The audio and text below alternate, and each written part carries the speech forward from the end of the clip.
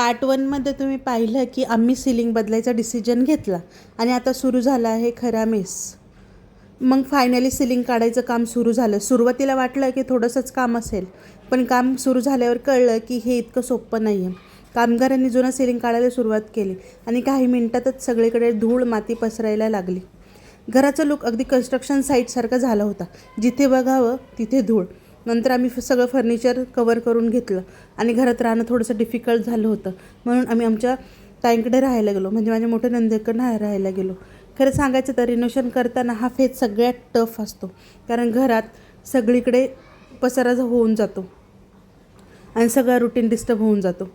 पण आम्हाला माहीत होतं की हा मेस टेम्पररी आहे.